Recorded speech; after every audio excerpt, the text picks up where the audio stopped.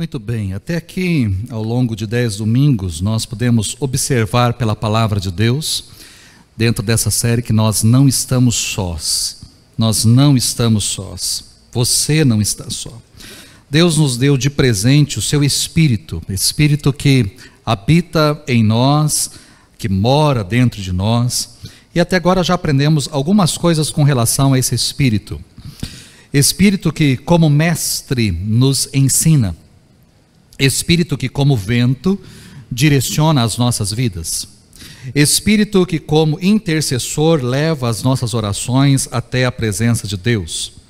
Espírito que, como selo, garante a nossa salvação, nos torna legítimos e invioláveis. Espírito que, como pomba, nos acolhe, nos abraça, nos envolve, nos consola. Espírito que, como coluna de nuvem, guia os nossos passos. Espírito que, como fogo, nos purifica, traz energia, nos aquece, nos protege. Espírito que, como óleo, nos santifica, nos chama para o serviço, nos capacita e nos faz exalar o bom perfume de Cristo.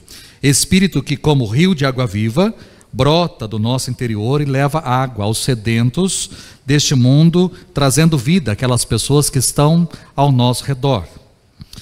E hoje, na 10ª mensagem dessa série, nós vamos trazer mais uma metáfora a respeito do Espírito, da terceira pessoa da Trindade, que é o Espírito como língua de fogo.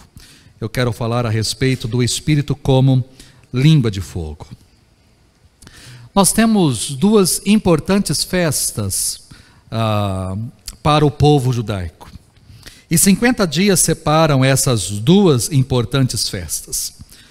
50 dias, e eu posso dizer que entre esses 50 dias, ou após esses 50 dias, houve uma mudança drástica, gigante na vida de Pedro. Quando eu olho para Pedro, na Páscoa, é uma pessoa. Mas quando os meus olhos se voltam para Pedro, no Pentecostes, eu tenho uma pessoa totalmente diferente. O Pedro da Páscoa, ele fica escondido por causa de Jesus, mas o Pedro do Pentecostes é aquele que sai do cenáculo, é aquele que se expõe, é aquele que sai para fora do cenáculo para proclamar sem nenhum medo a salvação por meio de Jesus. O Pedro na Páscoa é aquele que nega Jesus horas antes da crucificação, mas o Pedro no Pentecostes é aquele que anuncia Jesus na frente de uma enorme multidão.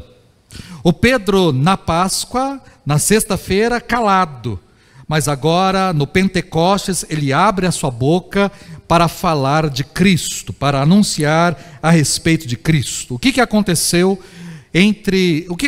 com Pedro? O que deu em Pedro? O que aconteceu com ele? Pedro se acovardou na crucificação, e é interessante porque bastou ouvir a pergunta de uma garota para ele perder a compostura. Não foi o porrete de um soldado, não foi a intimação do sinédrio, não foi uma ameaça de extradição que amedrontou Pedro, não. Nada disso, foi uma garçonete de algum restaurante de beira-estrada que ouviu o sotaque dele e perguntou se ele conhecia Jesus. Em pânico, Pedro então não apenas negou o Senhor, mas segundo o texto bíblico, esse não é o texto principal da nossa mensagem, mas segundo o texto bíblico, Pedro passou a amaldiçoar a si mesmo, não está passando o slide aí para mim, passou a amaldiçoar a si mesmo e a jurar: não conheço esse homem, eu não conheço esse homem. Mas é interessante que quando os nossos olhos se voltam para a festa de Pentecostes, no capítulo 2 de Atos, nós temos um Pedro que diante de uma grande multidão diz: Deus fez de Jesus, o homem que vocês pregaram na cruz, Senhor e Cristo. Eu olho para essa linguagem do capítulo 2 de Atos e vejo um Pedro ousado, uma linguagem ousada, daquelas que incitam inclusive o linchamento. A multidão que gritou lá atrás: crucifica-o para Jesus, poderia também pedir isso para Pedro nesse momento, mas ele não estava com nenhum pouco de medo, mas com coragem ele pregou a respeito de Cristo, de covarde a guerreiro, e em 50 dias, o que aconteceu? É bom a gente entender o que aconteceu, saber o que aconteceu, porque nós admiramos o Pedro do Pentecostes, porém nós nos identificamos muito mais com o Pedro da Páscoa. Por mais que nós olhamos para o Pedro do Pentecostes e falamos, uau, que apóstolo, ou que pregador, ou que poder, ou que autoridade, nós nos assemelhamos no dia a dia muito mais com o Pedro da Páscoa. Nossas convicções esmorecem, a nossa firmeza se dissolve. Queremos ser pessoas melhores, mas falhamos miseravelmente. Nós fazemos promessas, Senhor, olha, a partir de segunda-feira, ou a partir então dia 1º de janeiro, eu vou ler a Tua palavra, e nós não cumprimos as promessas. Senhor, eu vou orar mais, eu vou acordar mais cedo para ler a Bíblia e orar, e a gente não cumpre. Senhor, aquele pecado eu não vou mais cometer, e a gente vai lá e comete, assim por diante. Nós nos parecemos muito mais com o Pedro da Páscoa, que diz para Jesus, se tiver que ir para a morte, eu morrerei, mas eu não negarei você, e horas depois nega Jesus. Nós parecemos muito mais esse Pedro do que o Pedro do Pentecostes. Observamos às vezes outros cristãos e perguntamos por que a vida deles parece tão frutífera, enquanto a nossa vida parece tão seca. Por que a vida deles parece tão poderosa e a nossa vida parece tão fraca? Nós não servimos ao mesmo Cristo, nós não fomos salvos pelo mesmo Cristo, nós não lemos a mesma Bíblia, nós não carregamos ou não estamos debaixo da mesma cruz, nós não estamos às vezes congregando a mesma igreja. Então por que alguns se parecem com o Pedro da Páscoa, enquanto outros se assemelham ao Pedro de Pentecostes? Ou mais especificamente, por que nós oscilamos entre um e outro? A resposta está naquilo que aconteceu na festa de Pentecostes, naquilo que chamamos de derramamento do Espírito.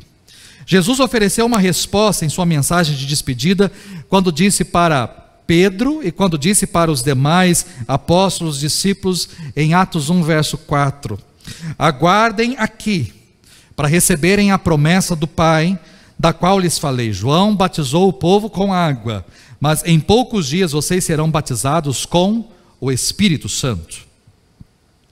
120 discípulos reunidos, dentre eles os apóstolos, com exceção de Judas, e Matias foi colocado no lugar, Maria, mãe de Jesus, os irmãos de Jesus, Tiago, José, Simão e Judas. Jesus tinha 4 irmãos, talvez, não sabemos, Maria Madalena, mas sem dúvida Joana, que era esposa de Cusa e Susana.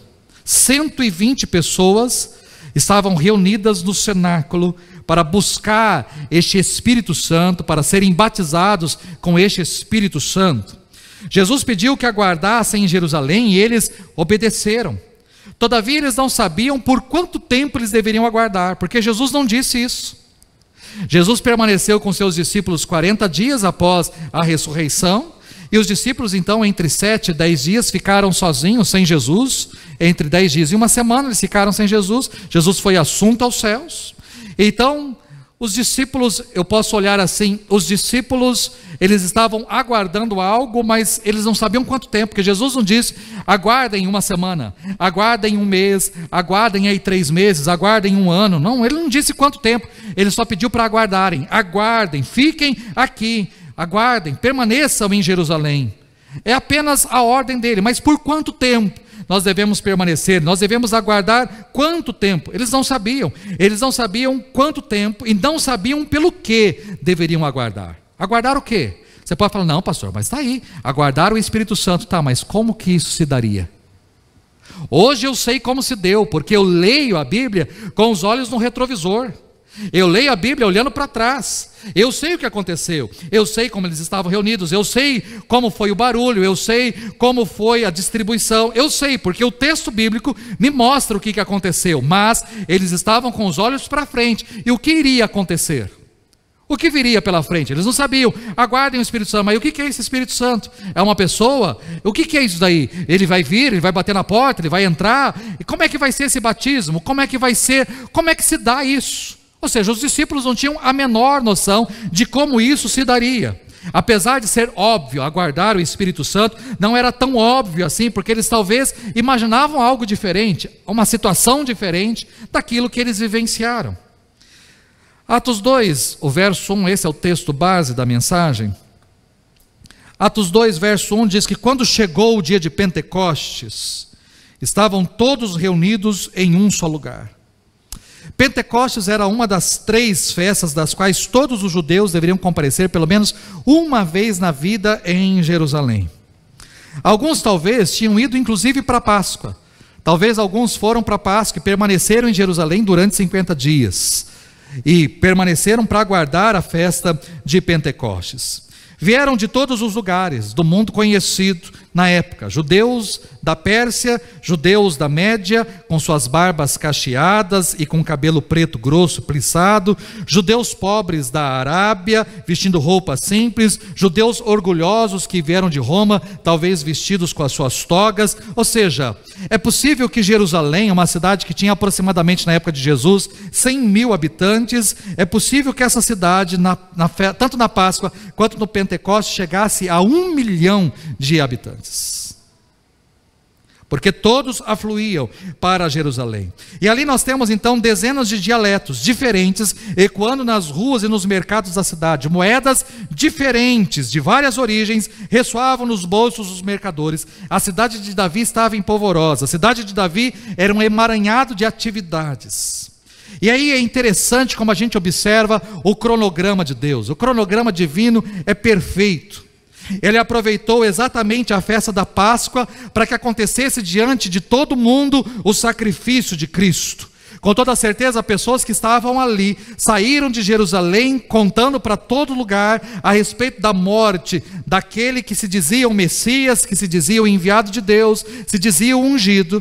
E aquelas pessoas foram embora de Jerusalém também dizendo que havia boatos de que aquele homem que se dizia o Messias tinha ressuscitado. Não estava mais, não acharam mais o seu corpo.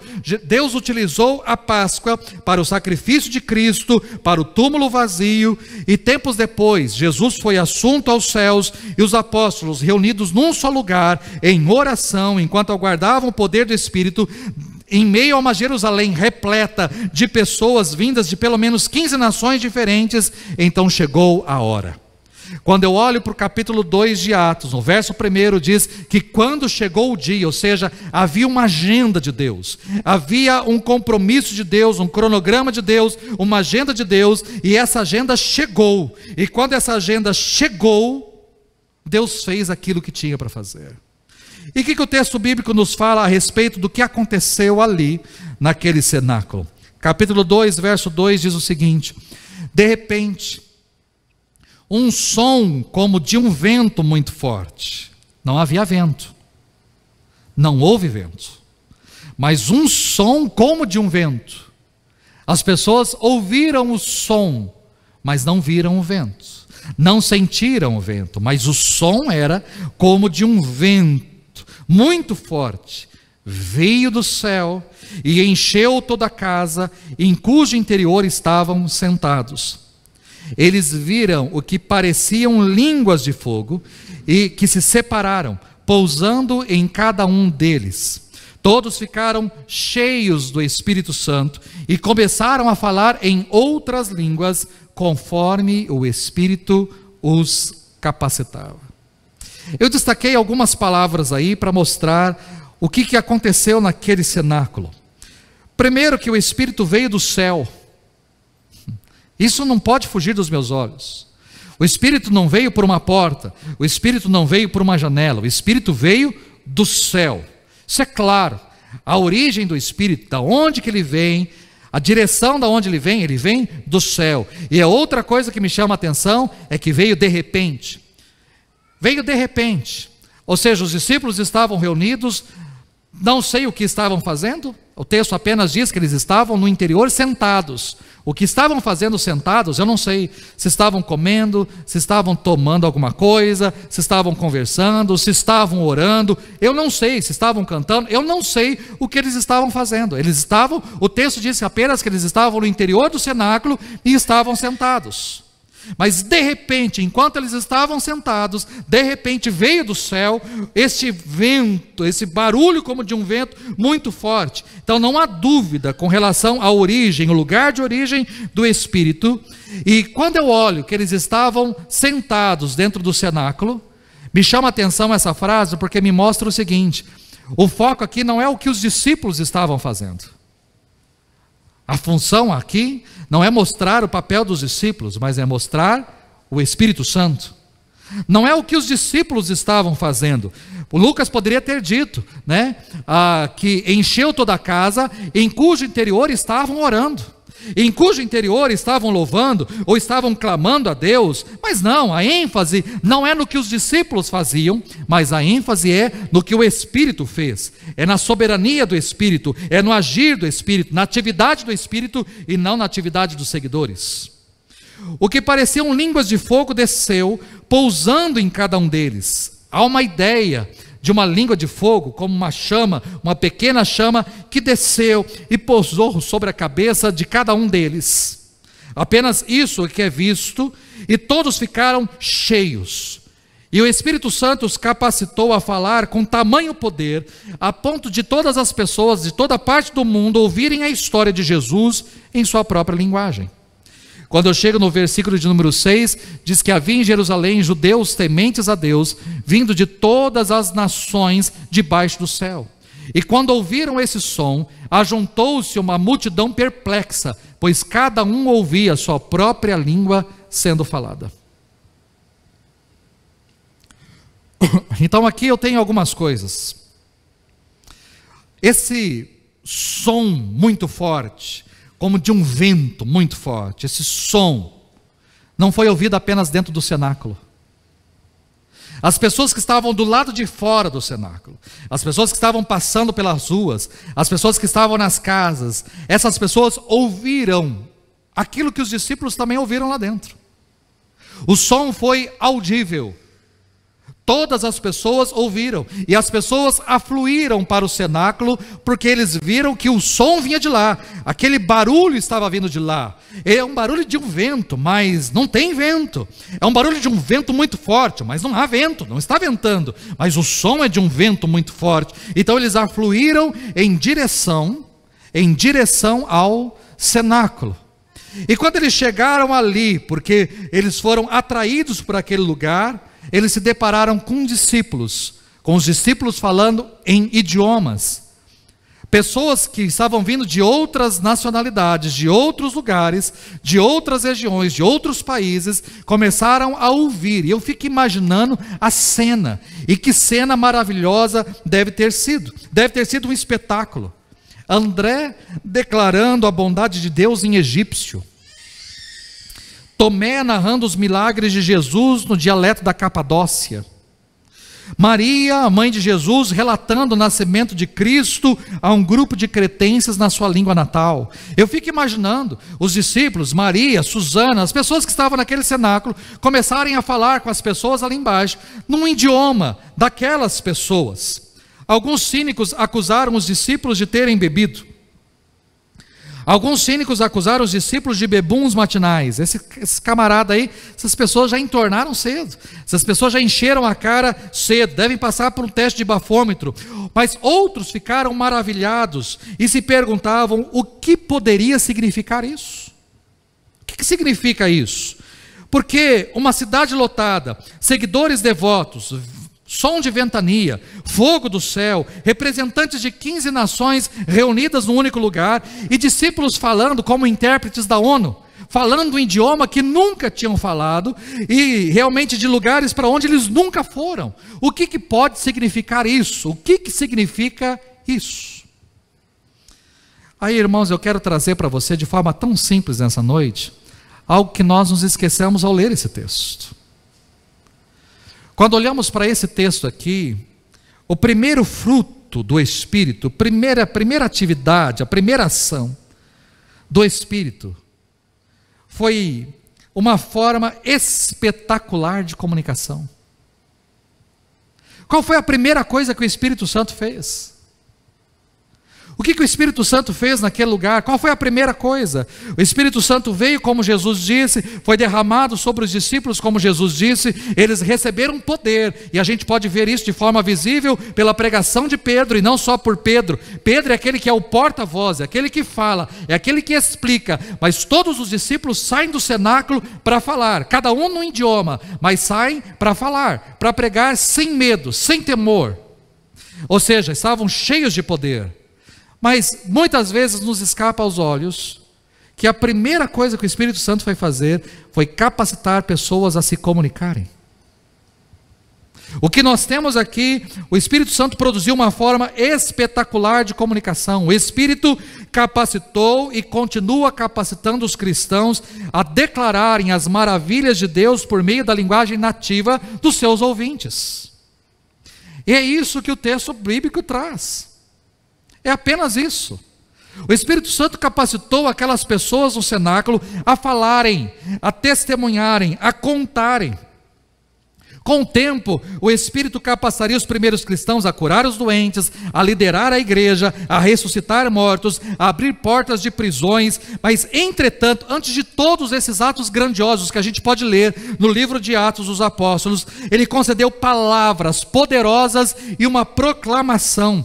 Homens e mulheres, quando você pega Atos, capítulo 4, verso 13, diz que eram homens e mulheres comuns, homens e mulheres sem instrução, homens e mulheres comuns, sem instrução, foram capazes de falar em línguas que jamais aprenderam e impactar nações que jamais visitaram.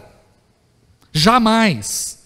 Fogo do céu derreteu o coração gelado de aproximadamente 3.000 pessoas diante desse momento aqui. 3.000 pessoas de uma única vez teve o coração derretido por causa da comunicação do Espírito Santo.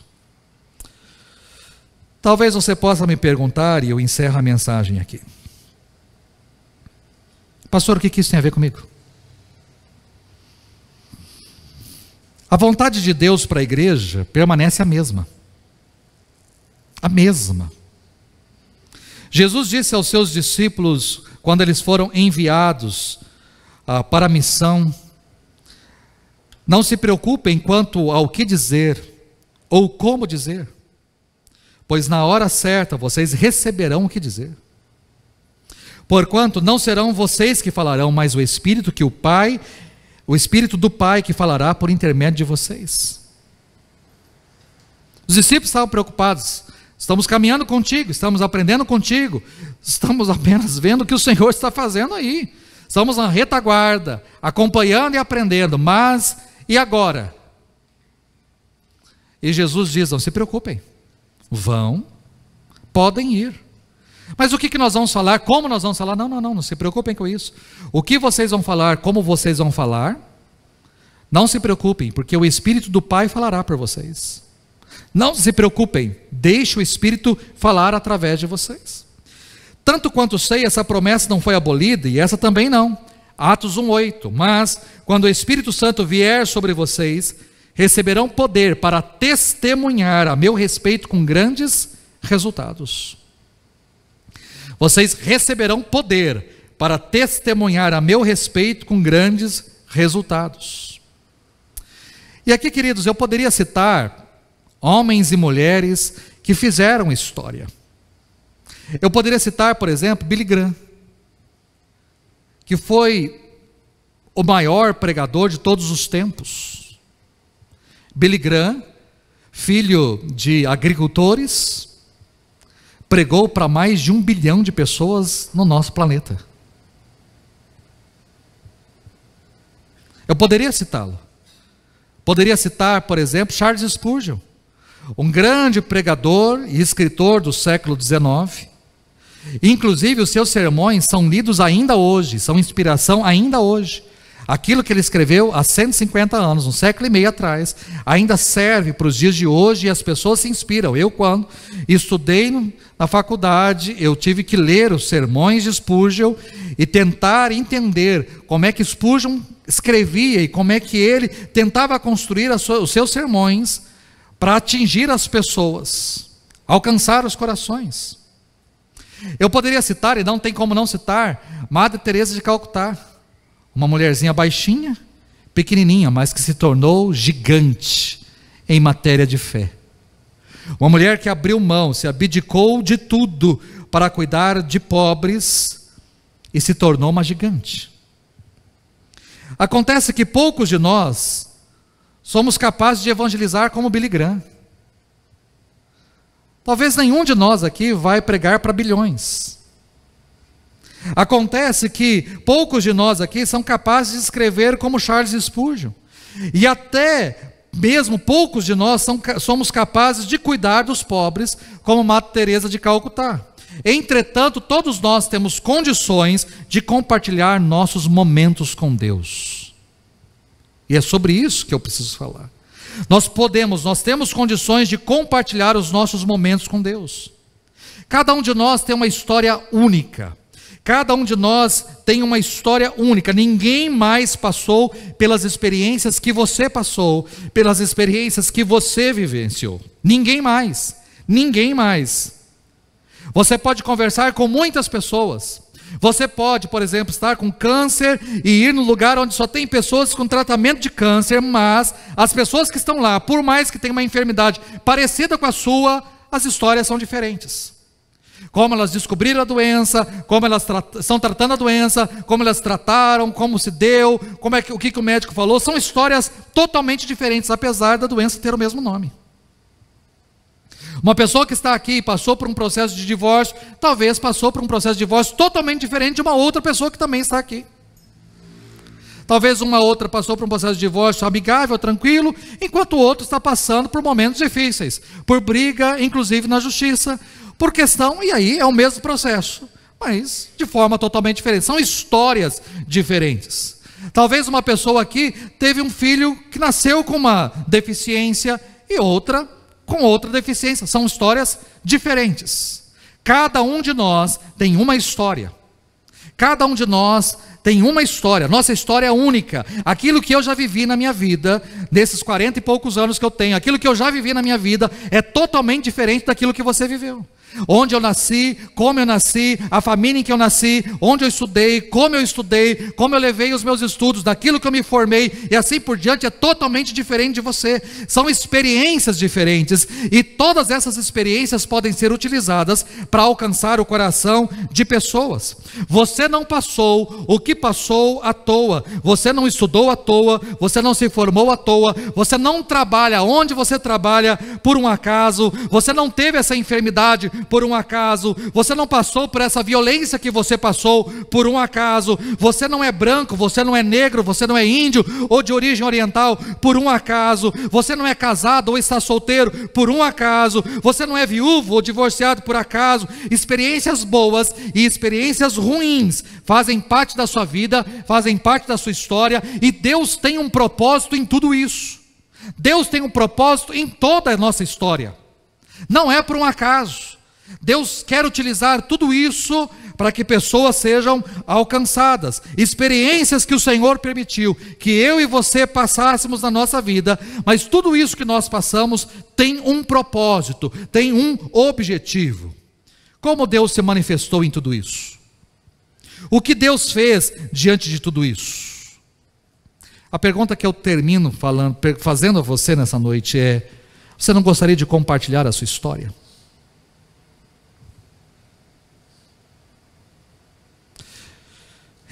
Quando eu falo sobre evangelização, essa palavra assusta. Fomos chamados para evangelizar. A palavra evangelizar é simples. Evangelizar quer dizer, evangelho quer dizer boas novas. Evangelizar significa levar boas notícias, levar boas novas. Mas nós normalmente atrelamos o levar boas novas a pregar a Bíblia. Nós normalmente atrelamos isso. E se eu como pastor falar assim: querido, você foi chamado para evangelizar pessoas, o que passa primeiramente na sua cabeça? Eu tenho que pregar a Bíblia, eu tenho que ensinar a Bíblia, eu tenho que falar da Bíblia, eu tenho que pregar a Bíblia. Não é isso. Isso também é evangelização, mas não é só. Quando eu falo sobre evangelizar, eu estou falando sobre evangelizar aqui nessa noite, eu estou dizendo para você o seguinte: conte a sua história. Conte a sua história. O que vai alcançar as pessoas? Se você chegar com uma Bíblia embaixo do braço e falar para a pessoa: eu quero falar de Deus para você, essa pessoa se abre ou essa pessoa se fecha? Agora, se você falar para a pessoa assim: vem cá, senta aqui, vamos tomar um café, deixa eu contar a minha história para você, você acha que essa pessoa se abre ou essa pessoa se fecha? quero contar a minha história para você. É óbvio que na sua história Deus entra, na sua história Deus faz, na sua história Deus intervém, na sua história existem milagres, na sua história você fala de Deus, na sua história você apresenta Deus, na sua história, mas nada mais que isso. O que os discípulos estão sendo chamados aqui por Jesus, ao receberem o poder do Espírito, vocês receberão o poder para testemunharem, e vocês vão testemunhar com resultado, vocês vão falar, vocês vão contar as histórias, e isso vai trazer resultado. O que Jesus estava pedindo para os discípulos? Vão para todos os lugares e contem as histórias. Contem aquilo que vocês vivenciaram comigo, contem as histórias, contem os milagres, conte o que eu fiz, conte o que eu ensinei, conte para as pessoas aquilo que vocês vivenciaram e experimentaram comigo. Apenas isso que Jesus está dizendo. Vou tentar exemplificar de uma forma mais simples ainda. Certa vez Jesus curou um homem perturbado que morava em um cemitério que se mutilava. Um jovem possesso, não só por um demônio, mas por muitos demônios. Tanto é que quando Jesus conversa com os demônios, né, Jesus pergunta o nome e ele diz: nós somos muitos, nós somos uma legião, nós somos muitos. Esse rapaz vivia há anos em meio aos sepulcros, em meio a um cemitério, se cortando, se mutilando, ele estava nu. E quando esses demônios viram Jesus, eles foram na direção de Jesus, perguntando: o que nós temos contigo? E Jesus então, depois de saber que ali era uma legião, ele expulsa os demônios daquele rapaz, que entra numa manada de porcos, que cai precipício. E aquele rapaz se vê limpo, aquele rapaz se vê liberto, aquele rapaz se vê como ele nunca se viu. Aquele rapaz está limpo, aquele rapaz está em perfeito juízo, em perfeitas condições. E quando ele se vê liberto, quando ele viu aquilo que Jesus fez na sua vida, quando ele foi liberto de tamanha aflição, ele desejou acompanhar Jesus, ele queria seguir Jesus, ele queria ir atrás de Jesus.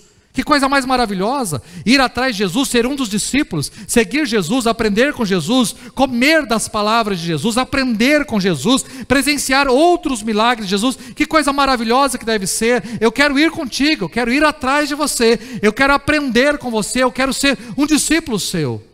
Mas o que Jesus disse para aquele rapaz? Volte para os seus amigos e lhes anuncie as grandes coisas que o Senhor fez por você e como teve misericórdia de você. O que é que Jesus fala para aquele rapaz? Olha, seria um prazer, um privilégio ter você como meu discípulo. Seria uma honra, seria uma alegria para o meu coração ter mais alguém que venha atrás de mim para me seguir e aprender de mim e estar comigo e comer comigo e comer as minhas palavras e presenciar tudo aquilo que eu tenho para fazer ainda. Mas eu digo para você o seguinte: volta para casa. Eu tenho algo ainda mais excelente para você. Volte para casa. Porque quando você chegar na sua casa, em perfeito estado, perfeito, limpo, sem nenhum demônio, quando você chegar na sua casa, em perfeito juízo, e as pessoas olharem para você e virem que você mudou, eles vão querer saber o que te aconteceu, o que aconteceu com você, como você está desse jeito, conte a história. Aí você vai fazer o seguinte: você conta. Volta para sua casa e conte, anuncie, conte para os seus o que aconteceu, anuncie para os seus aquilo que aconteceu, as coisas que Deus realizou na sua vida. Volte para sua casa, em outras palavras, mostre a sua história, conte a sua história, anuncie a sua história, fale dela para outras pessoas. O meu convite para você nessa noite, talvez quando você ouviu sobre o Espírito como língua de fogo, talvez você pensou em outras coisas. Eu não vou falar aqui sobre línguas estranhas, até porque o apóstolo Paulo, quando fala sobre línguas estranhas, e ensinando a igreja de Corinto, que estava uma grande bagunça, ele fala: olha, alguns de vocês falam em línguas, eu falo em línguas muito mais que todos vocês, mas eu prefiro falar um pouquinho só no meu próprio idioma, que todo mundo entende, do que falar em outra língua onde ninguém vai entender. Outra coisa, se existem pessoas que falam línguas entre vocês, então que fale um, que fale dois, que fale no máximo 3, e que haja intérprete, para que todo mundo entenda. Porque quem fala em língua, só ele é edificado. Agora, quando há intérprete, todos são edificados. Então, se só tem pessoas falando em língua, mas não há intérprete, então fale para si. Não atrapalhe o culto. Não bagunce o culto. Agora, se alguém fala em língua, que fale, mas que haja alguém para interpretar, para que todos sejam abençoados. Essa é a orientação. Essa é a orientação do Paulo. Em outras palavras, o que Paulo está querendo dizer é o seguinte: se alguém for utilizado pelo Espírito Santo para falar em línguas estranhas, então que o Espírito Santo utilize alguém para interpretar, porque o propósito do Espírito é comunicação. É isso que está lá em Atos 2. É comunicação. Se o Espírito fala, o Espírito precisa ser entendido, não só escutado. Ele precisa ser entendido. Caso contrário, não tem serventia nenhuma. Simples. Então, talvez se você veio para cá pensando que o pastor ia falar sobre línguas estranhas, ensinar você a falar em línguas estranhas, caiu do cavalo, meu irmão. O que eu quero falar para você é o seguinte: ao sair por aquela porta, conte a sua história. O que é que Deus já fez na sua vida? Você só não tem algo para contar se Deus não fez nada. Se Deus não fez nada na minha vida, se o Wagner é o Wagner de sempre, desde quando nasceu até agora, Deus não fez nada, Deus nunca fez um milagre, Deus nunca ouviu uma oração, Deus nunca me respondeu, Deus nunca me ouviu, Deus nunca me livrou, Deus nunca fez nada. Se Deus nunca fez nada, você não tem nada para contar lá fora. E aí eu pergunto: se Deus nunca fez nada, eu não sei o que você está fazendo aqui dentro. Se Deus nunca fez nada. Agora, se Deus já fez algo na sua vida, conte. Eu não estou querendo que você saia para pregar o Evangelho, não é essa a sua função, deixe isso para mim. Não é para você sair para pregar a Bíblia, deixe isso para mim. O meu convite para você nessa noite é tão simples: saia para falar o que Deus fez na sua vida. Saia para contar a sua história. Conte a sua história, o que Deus já fez na sua vida. Simples assim, simples. A sua função não é convencer as pessoas, a sua função não é abrir a cabeça das pessoas, a sua função não é abrir os olhos das pessoas, a sua função não é fazer as pessoas entenderem, não, essa é a função do Espírito. É Ele quem ensina, é Ele quem instrui, é Ele quem nos faz lembrar, é Ele quem esclarece, é Ele quem traz tudo que Cristo já fez, é Ele. Essa é a função do Espírito. Convencer as pessoas é função do Espírito, converter as pessoas é função do Espírito, mostrar a verdade para as pessoas é a função do Espírito. A sua função é contar a sua história. Conte a sua história. Quando eu olho para Atos capítulo 2, eu entendo que o Espírito Santo transforma pessoas comuns em forças descomunais. Quando eu olho para Atos capítulo 2, eu vejo que o Espírito Santo toma a nossa língua de carne e a transforma, a nossa língua em língua de fogo, porque a comunicação é a prioridade do Espírito Santo. Então deixe o Espírito Santo falar através da sua vida. Conte as suas experiências com Deus aos outros. Mostre a sua história para os outros. Anuncie o que Deus já fez na sua vida para os outros. Existem histórias lindas que podem ser contadas e que você está guardando. Ao invés de falar de novela, ao invés de falar de filme, ao invés de falar de série, ao invés de falar de jogos, ao invés de falar de escola, ao invés de falar de desgraça, ao invés de trazer notícias que não valem a pena, conte o que Deus já fez na sua vida. Poltronas que estão vazias podem ser enchidas, preenchidas, se nós abrirmos a nossa boca para contarmos a nossa história. O que Deus já fez na sua vida. Eu vou compartilhar depois com os irmãos, aqueles que fazem parte da lista de transmissão, um link de um testemunho de uma pastora, doutora Edmei Williams. Alguns chamam ela de pastora, ela é doutora. Edmei Williams é uma mulher fantástica, já ouvi pregar. Mas ontem, pela primeira vez, eu ouvi a sua história. E eu estava na cozinha, com fone de ouvido, com o celular no bolso, ouvindo a história dessa mulher e chorando enquanto fazia comida. Não era a cebola. Era a história dela. Como Deus a chamou e o que Deus fez e faz através da vida dessa mulher. Conto apenas um único detalhe. Essa mulher negra,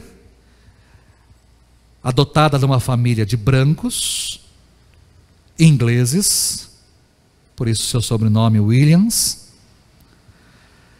Cresceu em meio a preconceitos por causa da sua cor e se achando que deveria ser a melhor, e se tornou a melhor. Eu não sei quantas línguas essa mulher fala, eu não sei quantas faculdades essa mulher tem, mestrados, doutorados e tudo mais, eu não sei quanto. Essa mulher se tornou grande para o mundo. Cresceu numa igreja anglicana por causa da família, mas se desviou na juventude quando foi para a faculdade.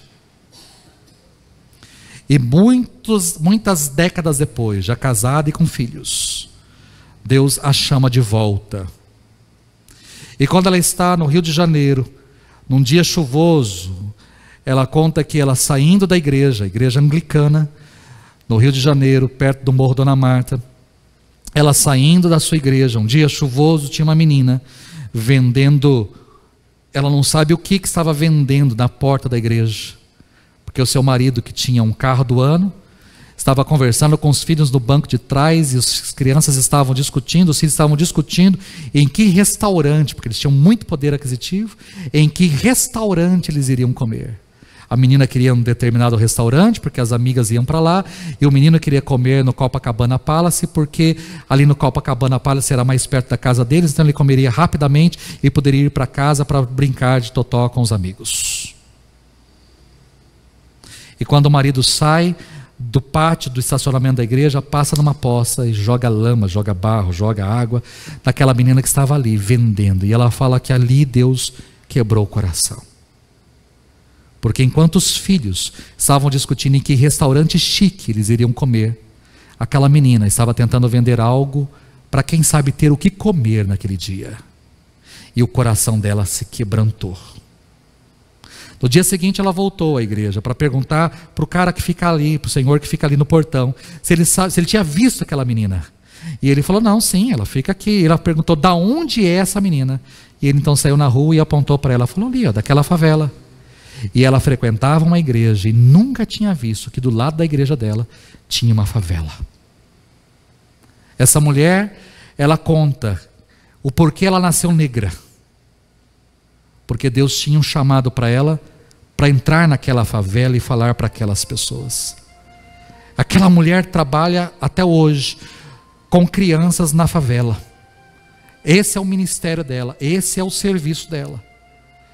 Sem nenhuma ajuda governamental, sem nada, ela tira crianças da marginalidade, traz para dar alimento, educação, todos os dias. Todos os dias. Deus, quando eu ouvi a história daquela mulher, eu me senti um nada, perto dela. E de fato, quando essa mulher sobe no púlpito para pregar, eu não sou a unhinha do dedo do pé dela. Nada do poder e autoridade que essa mulher tem. Depois eu vou compartilhar com os irmãos. Ouçam e chorem. E se sintam nada, mas ao mesmo tempo o meu coração se encheu. Porque se Deus pode utilizar uma mulher como essa para entrar numa favela e pregar, o que Deus pode fazer comigo? Eu não estou chamando você, querido, para ser um missionário numa favela. Eu não estou chamando você, ou desafiando você a entrar em algum beco ou fazer alguma coisa. Eu não estou desafiando você a começar uma creche, a começar uma escola. Não estou desafiando você a fazer isso. Se Deus colocar isso no seu coração, amém. A minha palavra para você é o seguinte: vá para casa e conte a sua história para a sua família. Vá para casa e conte a sua história para os seus amigos. Vá amanhã para o seu serviço e conte a sua história para os seus colegas. Só isso. Se você fizer isso, você já estará alcançando corações. Deixe o trabalho com o Espírito. Apenas abra a sua boca e fale. Apenas abra a sua boca e conte. Conte aquilo que Deus já fez na sua vida. Simples assim. Deixe o resto para Deus fazer. Você está na faculdade, querido, por quê? Só para ter um diploma? Não, Deus precisa usar você nessa faculdade para alcançar corações que estão perdidos lá. Não sei que você não ama ninguém e quer que todo mundo vá para o inferno mesmo, ok. Se você não ama ninguém, quer que todo mundo vá para o quinto dos infernos, ok, não abra sua boca não. Se você está na sua família e você acha que todo mundo merece o inferno e tem que ir para o inferno mesmo, você não quer ninguém no céu, não abra sua boca não. Agora, Se você quer que o seu pai, a sua mãe, o seu tio, a sua tia, o seu primo, sei lá, o seu sobrinho, se você quer que eles um dia vão para o céu, assim como você também vai, abra a sua boca. Seu primeiro campo missionário é a sua casa, é o seu trabalho, são seus amigos. Conte a sua história. Não estou falando para você pregar Bíblia. Eu estou falando para você contar a sua história. Só isso. Que Deus os abençoe. Que o Espírito Santo de Deus tome a sua língua de carne e torne a sua língua de carne em língua de fogo, para queimar na sua boca, para que você abra e conte a sua história. Aquilo que Deus tem feito na sua vida. Pai, eu quero orar aqui em favor dos meus irmãos e irmãs e em meu favor. E daqueles que estão em casa, estão nos assistindo. Não só aqui em Campo Grande. Vi aqui pela internet, tem gente na Alemanha, tem gente em Portugal, tem gente nos Estados Unidos, tem gente na França, tem gente na Itália que está nos acompanhando hoje. Não sei se permanecem ainda. Onde essa mensagem chegar, onde a tua palavra chegar, o desejo, ó Deus, creio eu, do teu coração, é que nós compramos aquilo que foi dito por Jesus, foi pedido por Jesus, que a gente seja testemunha, que a gente possa contar os teus feitos, os teus milagres, o teu agir nas nossas vidas. Nós temos histórias com o Senhor. Às vezes nós abrimos a boca para falar tanta besteira, ao invés de abrirmos a boca para falarmos do Senhor e o que o Senhor fez, o que o Senhor já fez por nós. Que a nossa língua de carne se transforme em língua de fogo, para que o Senhor, ó Deus, faça queimar a nossa língua, para que a gente não aguente, assim como a gente quer contar as coisas boas que aconteceram conosco, que a gente acha a coisa mais maravilhosa do mundo, que a gente possa também ter esse mesmo desejo de contar aquilo que o Senhor já fez em nós e por nós. Que a nossa história seja conhecida. Talvez nunca se torne um livro, talvez nunca se torne um filme, mas se a nossa história alcançar um único coração e fizer a diferença nessa vida, há com toda certeza louvor nos céus por um Salvador, por um pecador que se arrepende. Então Deus, use as nossas vidas. Ao sairmos daqui e ao estarmos nas nossas casas, com as nossas famílias, com os nossos amigos, no nosso trabalho, na nossa escola, na nossa vizinhança, onde estivermos, usa-nos para contarmos as nossas histórias, aquilo que o Senhor já fez, para que as pessoas tenham sede e também queiram experimentar aquilo que nós já experimentamos. Essa é a minha oração. Eu a faço em nome de Jesus. Amém e amém.